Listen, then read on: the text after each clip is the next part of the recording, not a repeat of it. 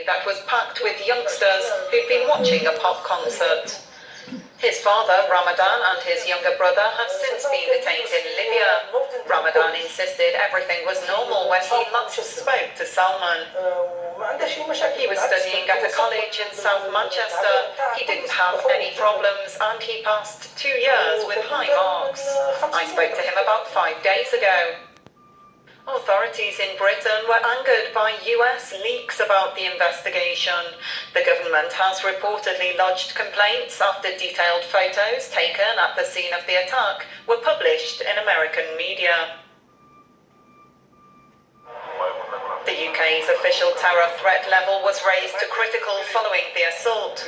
Vigils have been held far and wide, and all campaigning for the UK's upcoming general election was suspended until today.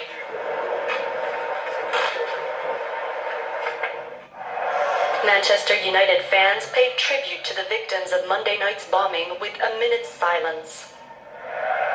Later in the night, they celebrated their team's first Europa League trophy as a victory over terrorism.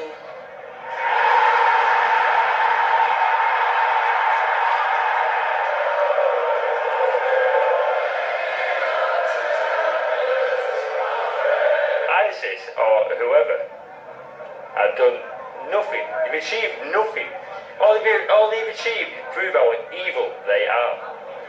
And we're here tonight and we're celebrating. And we won. But we did it for Manchester. I know for the fact they did. I know for the fact they did. It was for the people, that one.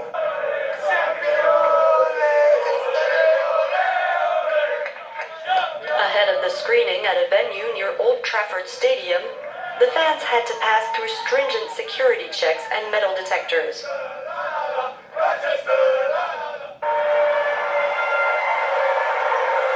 Leaders of the North Atlantic Treaty Alliance meet in Brussels today in the Allies' new headquarters, where they'll announce a deeper and broader engagement on the battlefield against ISIL. NATO will also be upping its game in the fight against terrorism. We will agree to establish a new terrorism intelligence cell here at NATO headquarters, improving how we share intelligence, including on foreign fighters. And we will decide to appoint a coordinator to oversee NATO's efforts in the fight against terrorism. The 28 members will inaugurate 3 memorials in the new building to 9/11 Article 5, which guarantees members' collective defense and the Berlin Wall. Security is ultra-tight for the arrival of the heads of state, which include President Donald Trump, who will conclude his first overseas presidential tour in Italy for the G7 summit this Friday and Saturday.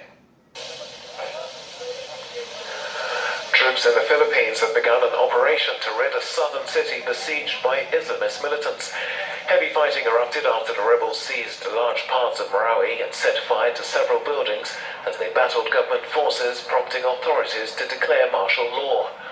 The Maute guerrillas, who are linked to the Islamic State group, have also taken Christians hostages and set free more than 100 prisoners from 2 jails.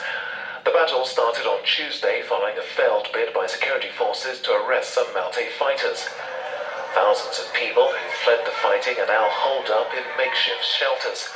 Authorities believe some of the militants they're hunting could be hiding among the evacuees.